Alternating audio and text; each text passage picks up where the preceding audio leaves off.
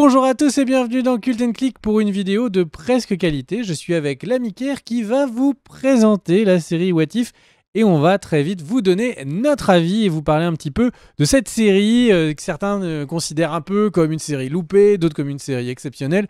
Bref, on va en parler. Est-ce que ça va mon cher Kerr ? Ça va très bien, j'espère que toi aussi. Alors What If, c'est l'ovni pour l'instant des séries Marvel Disney+. C'est une série animée, c'est une série qu'on attendait énormément, avec un concept très particulier si vous ne l'avez pas vu. L'idée c'est simple, c'est de réécrire un arc ou un film ou un épisode particulier de l'univers Marvel en changeant un élément. Par exemple, c'est et si Killmonger sauvait Iron Man, etc., etc. Sur la chaîne, on avait déjà parlé des deux premiers épisodes.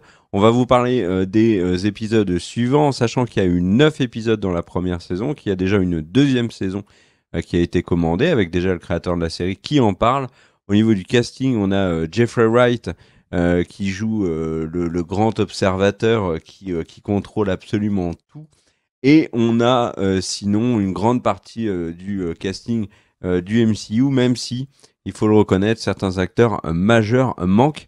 Des acteurs qui sont bien évidemment en fin de contrat, mais aussi d'autres acteurs à qui on n'a pas proposé de travailler sur What If. C'est le cas par exemple de Jeremy Renner ou de Dave Bautista qui fait Drax. Donc voilà, on va commencer par donner notre avis sur les épisodes, on va dire, classiques. Puis ensuite, on terminera par notre avis sur les deux derniers épisodes qui sont consacrés à Ultron, Vision Ultron, qui change complètement cette saison. Donc voilà, mon cher Greg, je te propose de commencer. Je rajoute un truc avant que tu te lances. Il y a un truc qui est très important qu'il faut dire, c'est que Marvel a présenté What If comme une série canonique. Eh bien, merci Kerr pour cette présentation. Du coup, qu'est-ce que j'en ai pensé ? J'en ai pensé que c'était une série en dents de scie. Vraiment une série qui commence mignon, qui va ensuite sur un épisode de Doctor Strange que j'ai trouvé excellent.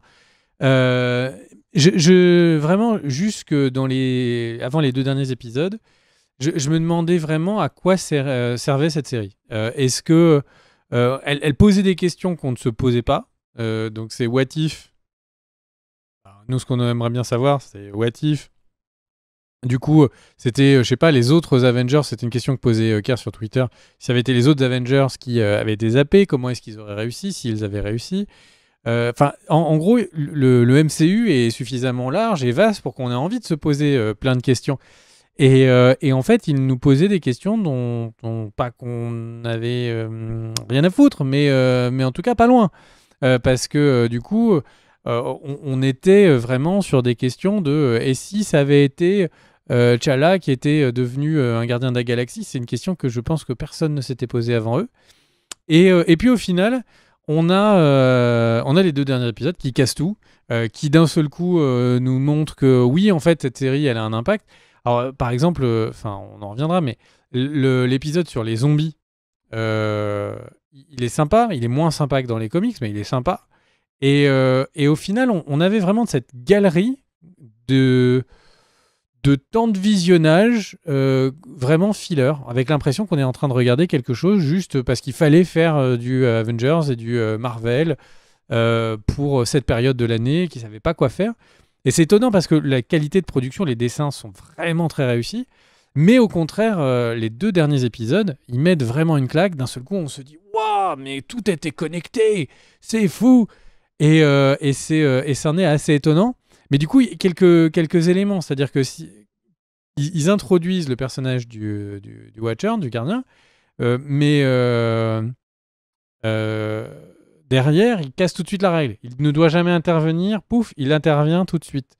Il y a des personnages cosmiques dans l'univers de Marvel. Et donc, par exemple, il y a des personnages comme Living Tribunal qui sont là, justement, s'il y a une personnalité, une entité qui devient plus forte que le multivers, ou en tout cas plus fort que les règles de la nature, il est littéralement là, il fait pour ça, et il ne l'utilise pas. Et du coup, on a cette impression bizarre que on est là pour nous donner un petit peu plus de cosmique, ou un petit peu plus de Marvel, mais pas trop. Il y a cette impression étrange aussi que assez souvent, quand Ultron, donc ce Ultron modifié avec les pierres d'infinité, et là est en train d'avaler une planète, on avait vraiment l'impression que c'était Galactus. On a l'impression que cette série est là pour faire plein de clins d'œil aux fans comics, et derrière, en fait, elle délivre tellement rien de suffisamment incroyable pour les fans de comics que c'en est décevant. Les fans de films uniquement, du coup, sont en train de regarder des choses qui ont un impact très limité. Et on a l'impression qu'en fait, tout ça n'a servi qu'à lancer la nouvelle franchise qui s'appellera What If saison 2, What If saison 3, etc. Avec une nouvelle team de Avengers qui est spécifique à ces What If. Et du coup, en fait, notre temps, il est précieux. Notre temps, il est très précieux. On est tout le temps appelé à regarder des choses qui sont incroyables. Et quand on regarde Squid Game sur Netflix, on n'est pas en train de regarder un What If, etc. Et en fait, là, on a vraiment du remplissage. On a du remplissage de qualité, vraiment, je l'ai dit, hein, et je le redis, c'est très très beau.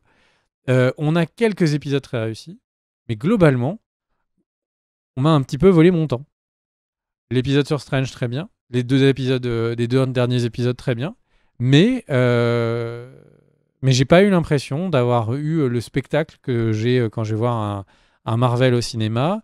J'ai pas eu l'impression de voir quelque chose qui avait le souffle ou le rythme. Et si on compare même à des vieilles séries Marvel comme les Of Mighty Earth Heroes, en fait, c'est mieux. Enfin, évidemment que c'est mieux. Mais c'est des séries qui n'avaient pas la prétention d'être canon dans le MCU, etc. Donc un rendez-vous un petit peu loupé. Pas si loupé que ça parce que les 2 épisodes derniers sont réussis, parce que Ultron avec les pierres d'infinité, c'est un moyen de redonner un petit peu de gloriole à Ultron, qui si on s'était arrêté au film, ça aurait été bien dommage. Donc voilà, sympa à regarder sur peut-être un tiers, et les 2 autres tiers, on m'a un peu volé mon temps et j'en suis déçu. Et toi, mon cher Kerr, qu'est-ce que tu penses ? Eh ben, figure-toi que je pense exactement comme toi. Donc, au final, comme je te rejoins sur tous les points, je vais essayer d'évoquer d'autres choses.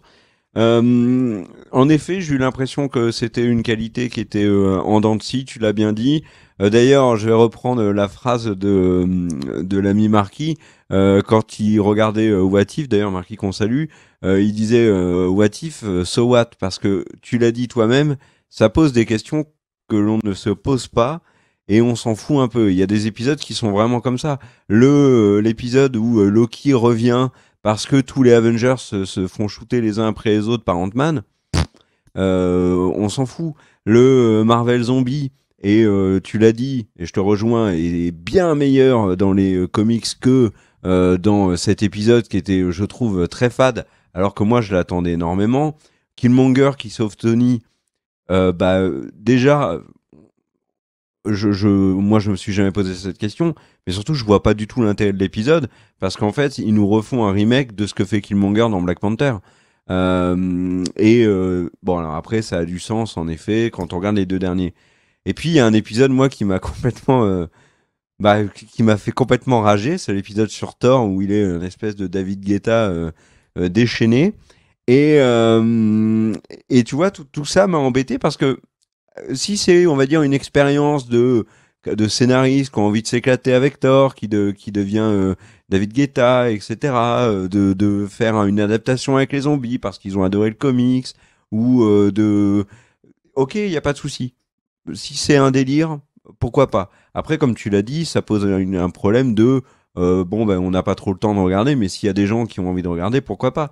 Mais le problème de dire c'est canonique, c'est canonique, c'est canonique, c'est important, vous allez voir, c'est important et tout, moi ça m'a gavé parce qu'au final, je vois pas comment Thor peut passer de ce qu'on a vu dans les films à Jet Setter. Vous allez me dire, dans les films, il peut aussi tout d'un coup devenir obèse et jouer à Fortnite à n'en plus finir.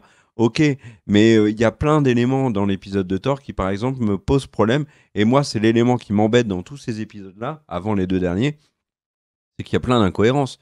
Ils expliquent pas pourquoi la guêpe soudainement travaille pour le Shield.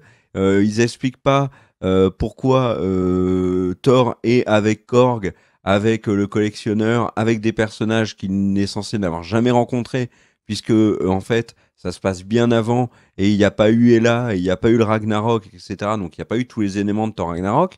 Enfin, il y a plein de petits trucs comme ça, tu vois, qui m'embêtent. Mais en effet, donc j'étais globalement très très mitigé sur la série, avec un épisode que j'ai trouvé très beau, et tu l'as dit, c'est l'épisode sur Doctor Strange.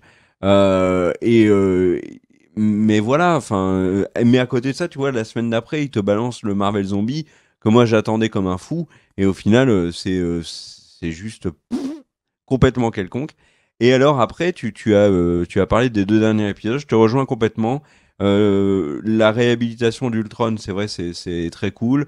Les liens avec les autres épisodes, c'est très cool. Je te rejoins complètement dans le fait que probablement dans la suite, ils vont travailler autour de cette team d'Avengers. Et du coup, bah moi, je vais en parler de cette team d'Avengers.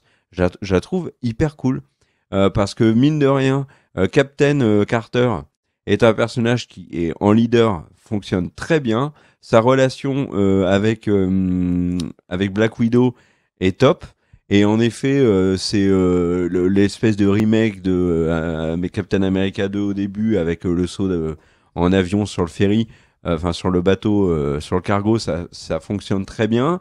Même Thor, qui était détestable sur son épisode solo à lui, m'a fait marrer dans cet épisode-là. On comprend que Killmonger est perdu. D'ailleurs, je me suis demandé, mais comment ils allaient le réhabiliter dans les films, alors qu'ils n'ont pas du tout fait ça non plus dans What If, ni dans Black Panther premier du nom. Enfin, j'ai trouvé que ça marchait bien, l'équipe était cohérente, et tu vois, pour le coup, j'ai envie de les revoir dans des épisodes de la saison 2. Alors en plus, ils sont malins parce qu'ils nous mettent Gamora, ils nous ont piégés, ils nous ont fait croire que Gamora était méchante, que c'était devenu Thanos, alors qu'en fait non, elle a juste pris les armes. Et là, ils nous disent, bah dans la saison 2, vous allez savoir pourquoi elle a fait ça, et puis pourquoi elle est si proche de Tony Stark, etc. Ils sont malins, ils ont déjà teasé leur saison 2. Il y a eu une fin que je trouve réussie avec le Watcher et avec Ultron Vision. Bon, bah, franchement, la fin est très réussie pour le coup, mais ça reste une série, voilà, qui aurait pu proposer bien mieux et aurait pu nous proposer des what if et des questions qu'on s'intéressait, enfin, qui auraient pu davantage nous intéresser. Et du coup, je vais reprendre une phrase de Marquis quand il a terminé.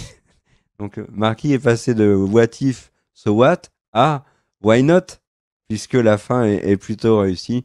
Bref, voilà, je rends à Marquis ce qui appartient à Marquis. Voilà, mon cher Greg. Tu veux conclure ? Eh ben écoute, que conclure quand quelqu'un a des mots aussi beaux, une verve aussi verbale que toi, j'ai envie de dire, peu de choses peuvent passer après. Merci à toi, merci à cette beauté qui embellit cette vidéo. Et évidemment, merci à vous d'avoir regardé cette vidéo, même si, bon, à ce niveau-là, j'ai envie de dire, c'est plus Kerr qu'il faut que vous remerciez. Des bisous à tous, on se retrouve pour une prochaine vidéo très bientôt, et j'espère de plus que presque qualité, comme celle-ci. Des bisous, ciao ciao.